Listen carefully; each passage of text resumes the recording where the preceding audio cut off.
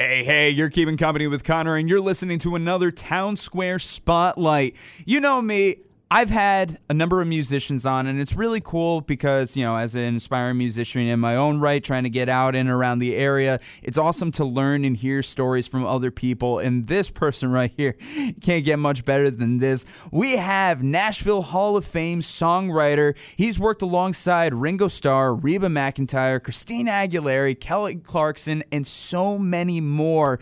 And he got quite the career and life for himself. Today, we're speaking with Gary Burr. He's got his debut novel, I kept saying album ahead of the time, debut novel, Reunion. It's a rock and roll fairy tale, and it's centered around what if the Beatles got back together. That's so cool just to think about. That's a wonderful thought process. Hey, he's worked with Beatles, so he's got a really good perspective on this. I'm going to shut up now. Gary, how are you, my man?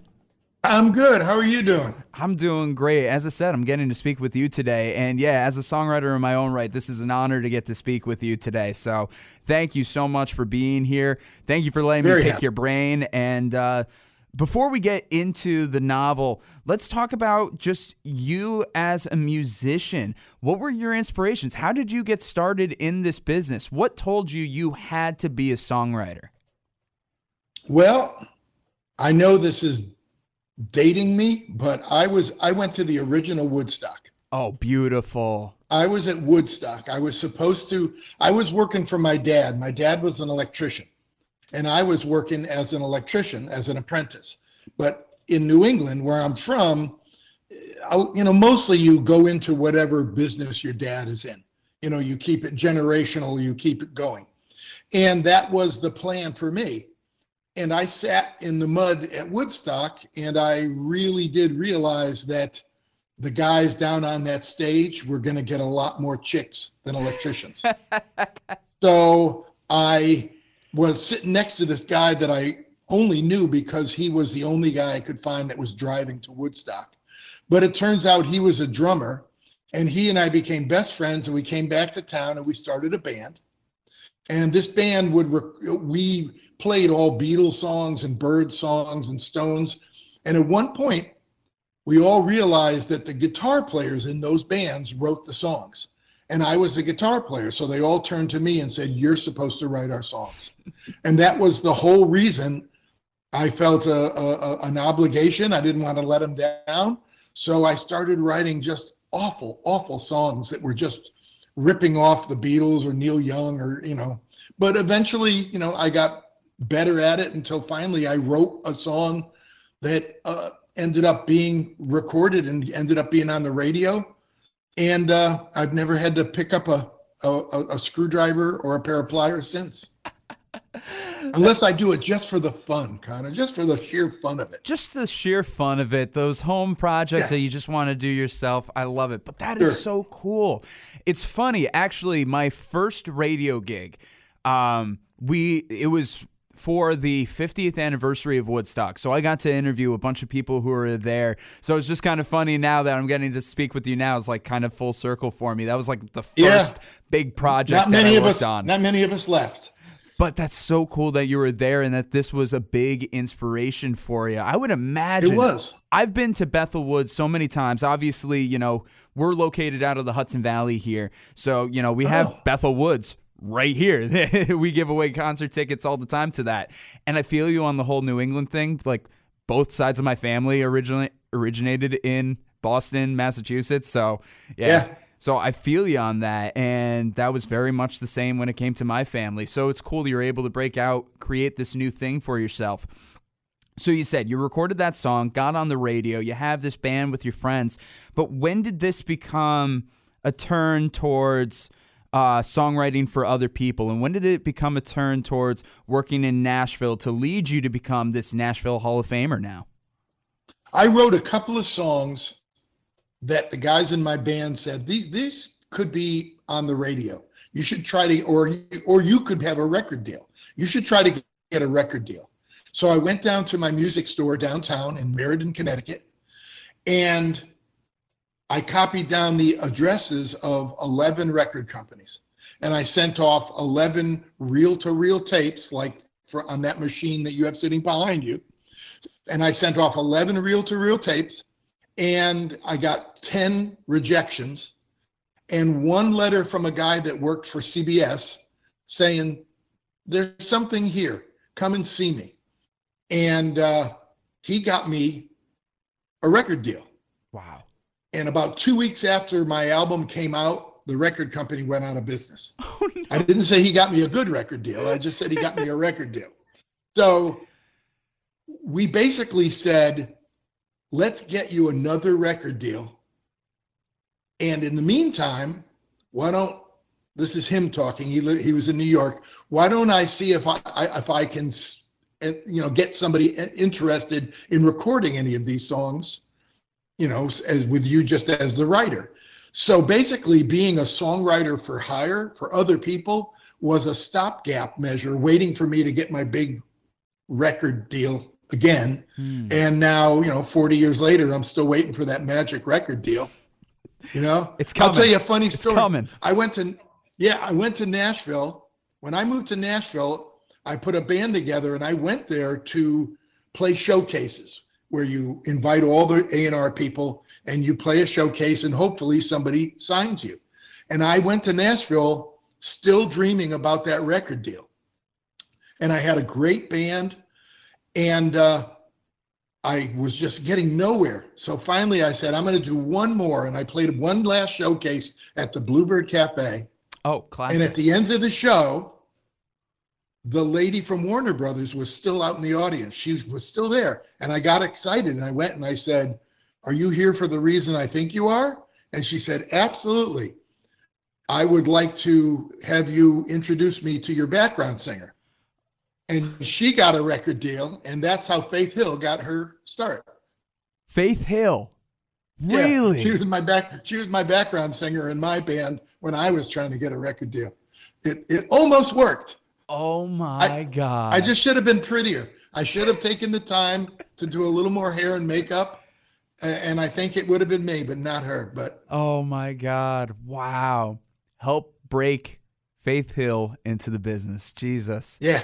But come on, you can't say that you haven't had an incredible career of your own. As I said, just the few names that I just read off right here: Ringo Starr, Reba McEntire, Christina Aguilera, Kelly Clarkson, so many more. That's an impressive repertoire of people to be able to work with, and music legends all in their own rights.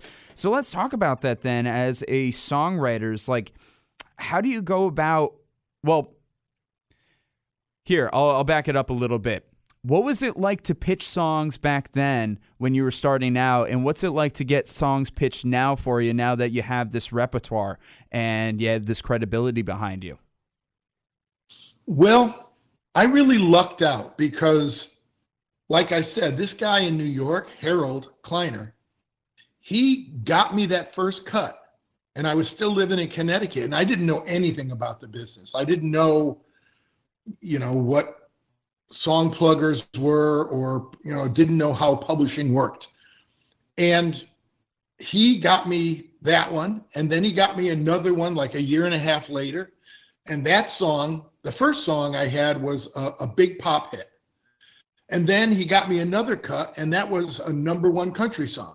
So 2 years in, I'm thinking this business is really easy. And then I got another hit, and then I got another hit, and that was all still living in Connecticut. And then I moved down to Nashville and signed with a real publishing company. And then I learned how the machinery works. I learned that, you go into the office every day, you write a song, you play it for the people, you have a brainstorming of who would be good for this song. And hopefully in a couple of weeks, when that song's been played all over town, they come to you and they go, we got a bite. So-and-so is going to record this song. And then you sit back and hope that it's one of the 3 or 4 on the record that they pick to be a radio song. So I didn't learn how it all worked until I actually relocated down there and was getting a paycheck from a publishing company, which, obligates you to treat it as a job. In the beginning, when you're a songwriter, you can just wander around and wait to see a unicorn and then write a song about a unicorn. But once you get a publishing deal, you got to see a unicorn every day at 10 o'clock in the morning. And it's hard. You got to do a lot of acid to see a unicorn every morning at 10 o'clock in the morning. It's a little early for acid. Little bit. You do what you got to do. So then so as somebody who isn't paid yet necessarily by a publisher to write songs, I write songs on my own. I always kind of wait for that unicorn, as you said, whether it's a melody or whether it's a lyric, and that's what gives me my inspiration, and then I write it. I don't normally tend to force it. But here you had to do this as a 9-to-5. What was that like for your creativity and inspiration to constantly just be forced, might be too strong of a word, but I'll use it right now, forced to keep writing songs day after day? Well, it changed how you worked when you weren't in the office. You had to basically pay attention to everything, every conversation, every book, every movie. You had to be constantly listening or looking for that thing that you could write down in your notebook, so that when you went into the office, you had a backlog of ideas. You know, it's real rare that I just ever would go into the office and go, I don't know, what am I going to write about? I have a book, and you look through it and there's, 100 different things. My friend Don Schlitz, who wrote The Gambler, he said, if you just listen to people talk, you get 50 song ideas every day. But we're too busy thinking what we're going to say, so we're not listening. And so, you're a songwriter. We read books different. We watch movies different. We have conversations. We're different because there's a hunk of our brain that's always going, ooh, that's a good idea for a song. Hold on one second. Yep. And you're writing it on your phone. Yep. And that's all this stuff. Yeah. I'm sure lyrics. You have 50 ideas in there. So it's real nice if you walk into the office and you pick up the guitar and you play a little something and go, oh, that's cool. And all of a sudden some words spill out and they make sense. But on the days when that doesn't happen, there are days when you're inspired and there are days when you're a workman. And the days when you're a workman is the change in my attitude that I had to develop by moving down to Nashville. I had to learn to not be a strictly inspirational songwriter. I had to learn how to earn my money. Yeah. No, that's very fair. And one thing that you mentioned right there was how, like, when you really listen, I feel like some of my most authentic songs are the ones that are just literally came out of a conversation or a phrase that I use every single day. One of my recent ones, I won't hold on to this too long, but my girlfriend and I were long distance. And we keep saying, one of these days we'll get to do this together. One of these days we'll get to do that together. And one day I was so sick and tired of saying one of these days. I hate this phrase. And I was like, wait a second. And then I started writing, and I wrote down a song in like 30 minutes, and I'm recording it now for my next album, and I love it so much. So Great. Isn't that great? Yeah. But it's crazy how certain things like that will come out of it. But yeah, if you listen and pay attention to the day-to-day, it's so authentic to you. It's so authentic to other people because it's just something that's out there in the world. Big time. Absolutely. And once I was down there working for a publishing company, part of their job is to network me with other people. I was about to ask about collaboration. And people, Nashville is a real hotbed for people, for pop people. Pop people love to come to Nashville because it's known as the songwriting town. So when they want to do an album, they come to town. So I was always getting, put together with some really cool people. Melissa Manchester would come to town. Richard Marx would come to town. Oh, God. And Richard Marx, he's buddies with Kenny Loggins. Yep. And so Kenny was going through a divorce and he wanted to write a divorce album. And he said, I'm going to go to Nashville. And Richard Marx said, well, if you go to Nashville, you should write with Gary Burr. Wow. And part of it is just because I don't care what we're writing.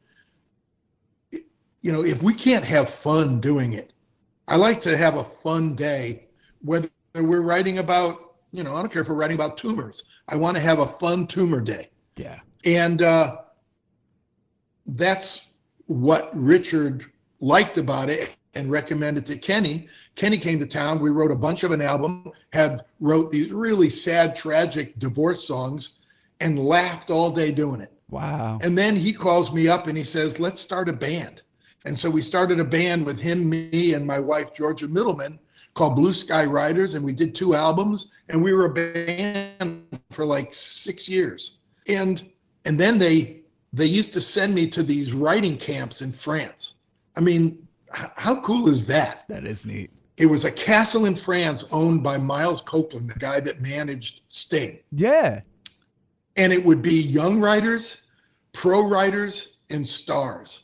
People like Bon Jovi, Carole King, Hanson, Bangles, Go-Go's, Bon Jovi, Ted Nugent. Wow. All these people would come, the Bare Naked Ladies, and we would write with everybody.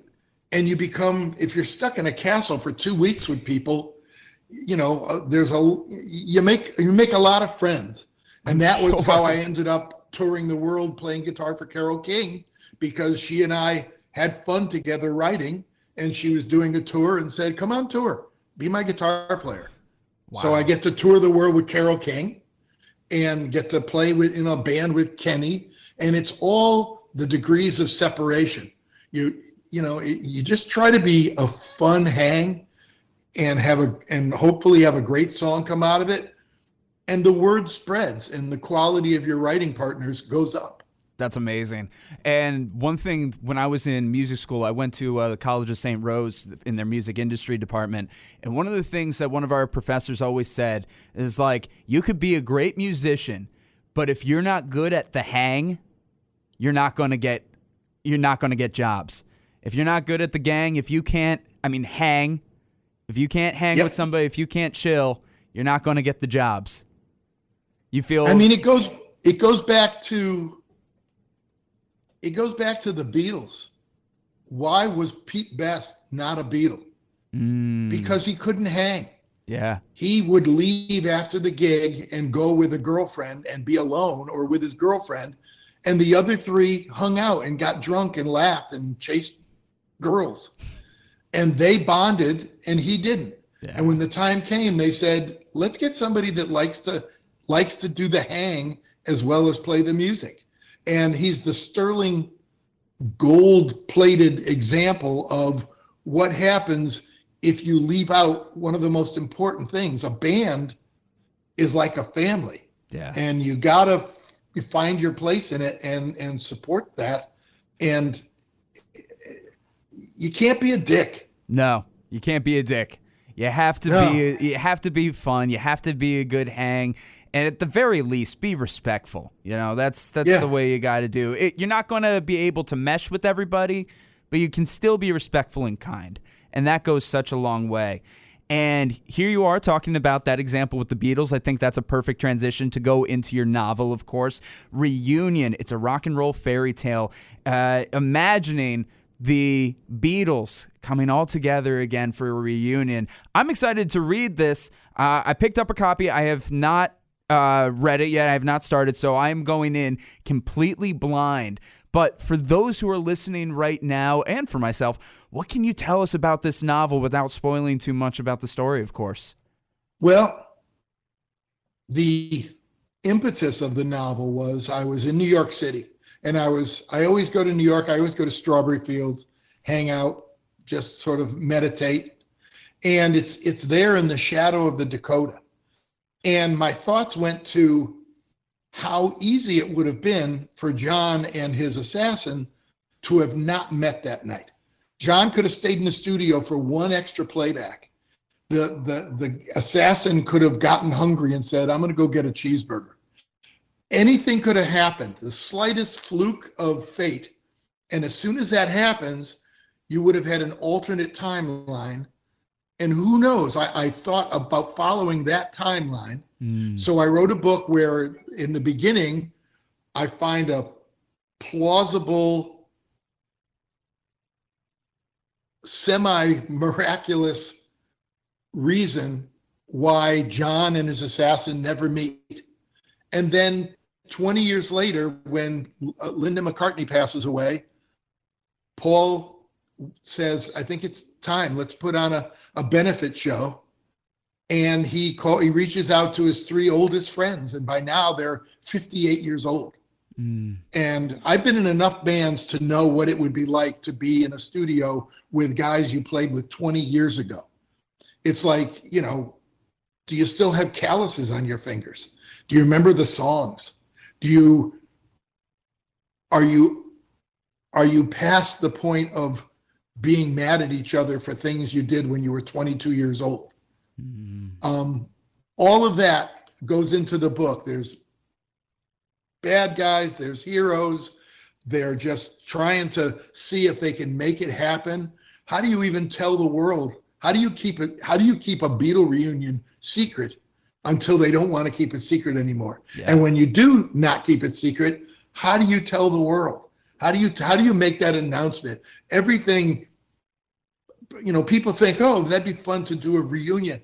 How do you get four Beatles in a room together without people knowing and going crazy? Yeah. I've walked down the street. I've shopped in Barney's with Ringo, and people look and they shake their heads like they're seeing a Smurf. They're going, oh my God, I heard about them, but I didn't know they were real. Ringo always said, they look at me and they go, oh, you're one of them. Yeah. I'm one of them. And all that goes into the book because I've worked with Ringo now for 20 years. I've worked on 10 albums with him. Oh, wow. Sometimes written entire albums, sometimes just a track, but I've just had this nice relationship with him where I've heard the stories and I've heard so many anecdotes that I used it all to try to really capture the personalities and the way they talk to each other, because he would relay whole conversations that he had, and John said, blah, blah, blah, blah, blah. And, I just, like a fly on the wall, I tried to store it up here and dump it all out on the page. You were listening, just like you were saying about songwriting with this novel, you were listening. And I didn't know why, yeah, but I found out, 15 years later. That's incredible. I think that's just a great story for anybody who's really wrapped up in whatever they're doing. Here in the U.S., we're always go, go, go. We're always rushing to the next thing, trying to get everything done. But sit down, listen, because you don't know what you're going to get out of it. It's really one of those stop to smell the roses kind of incidents there. That's amazing. So, especially when people like us, we're in the arts. If we don't do that, who does? Yeah, no, absolutely. Okay. Maybe you're a quantum physicist or a plumber or something, but even plumbers and quantum physicists have a soul that needs filling. Absolutely. And a lot of times that filling is just the input of everyday life. Absolutely. 100%. And that's the things that make life worth living. So when it comes to this book, you said, obviously, you've had this relationship with Ringo for these many years. If I'm not mistaken, when I was reading, a lot of this is from Paul putting this together and being the one to start it. Have you had any relationship with Paul as well? And did that help? Or was it mainly born out of the relationship you had with Ringo? Mainly out of the relationship with Ringo. I've met Paul a few times. Mostly it's the stories that I've heard from Ringo about it. Once again, I was just looking for the thing that would make him, the thing that was heavy enough for him to pick up the phone and call three people that he may not have talked to in years. Gotcha. And that'll do it. Once I figured that out, he's just a guy that lost his wife. I mean, it's not hard to imagine, what that, how that would affect somebody and what that would sound and look like. Absolutely. That's that feeling of loss is something that we can all relate to, of course. And especially, now that we're in a post-pandemic world, I feel like so many people can relate to it even stronger than before, where so much was ripped away. And now that we're able to take that in, having thought processes and the what ifs are so prevalent today. Come on, think about yesterday. Think about the film Yesterday, where it was like, what if the Beatles didn't exist? That's a groundbreaking film. And then you got a lot of movies today focused around like the multiverse and what if you took the wrong step and then it created this new timeline. This is perfect. It's fascinating that kind of alternate timeline, sliding doors kind of a thing of you miss the subway car and everything is different. Yeah, absolutely. And the fun thing is I like to think that these are my Beatles because they're in a world that I created. But in this world, my Paul, one of the things he insists on is he wants him and John to sit down and write a new Lennon-McCartney song for the reunion concert. Wow. And, they're not 20. The last time they sat knee to knee in writing a song, they were probably 25 years old. So they were trying to see if they could do it. And what I did was I wrote the song. Mm-hmm. And at the end of the book, there's a QR code where you could hear the song that I wrote to be the song that Paul and John wrote. And on the song, Ringo's playing drums. Amazing. What's the name of the song then? It's called Peace and Love. Peace and Love. Perfect. Yeah. I love that. That is so good. Now, Gary, I've held you longer than I originally told you I was going to hold you. So thank you for very kindly putting up with me this entire time. Where can people find the book and where can people find the song then? The song is in the back of the book. Yep. The book is on Amazon, doing very well. Just go to Amazon and buy it. If you would like an autographed copy, you go to my website, Gary@GaryBurr.com, and I can get you I'll send you an autographed copy. It's just Amazon. You get you can get an ebook.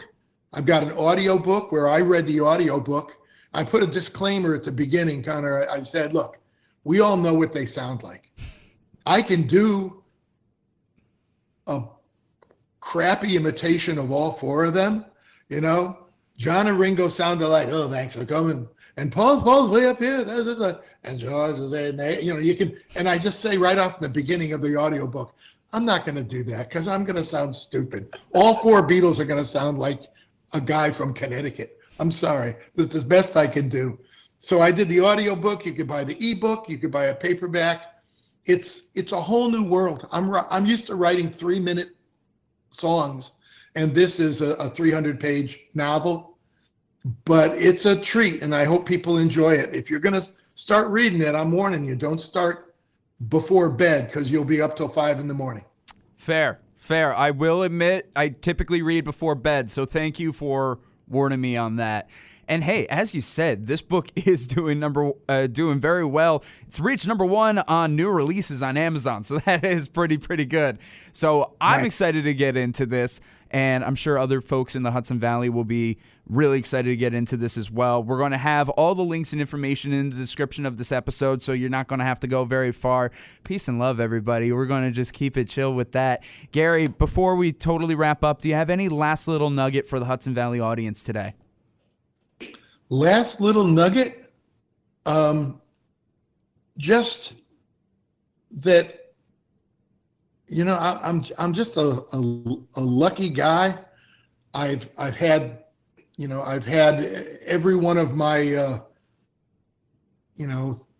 dreams from the mud of Woodstock pretty much come true. So this book is kind of like the gravy on top of a really good chunk of meatloaf. And I know I just compared my career to a meat and three, but sometimes, sometimes you do. It's just, I've had a blast writing these songs. I've had a blast writing the book, just trying to stay creative. And I hope people enjoy both things. I've got a new song on Kenny Chesney's new album. Oh, okay. Check that out, called Wherever You Are Tonight. So I'm still slugging it out down here in Nashville, with the 3-minute creations and slugging it out on Amazon with the 300-page creations. So I'm somewhere in the middle. I'm having a ball. That's amazing. Gary, thank you so much for being here on this Town Square Spotlight. This has been amazing for me, so thank you very much. Thank you, Connor.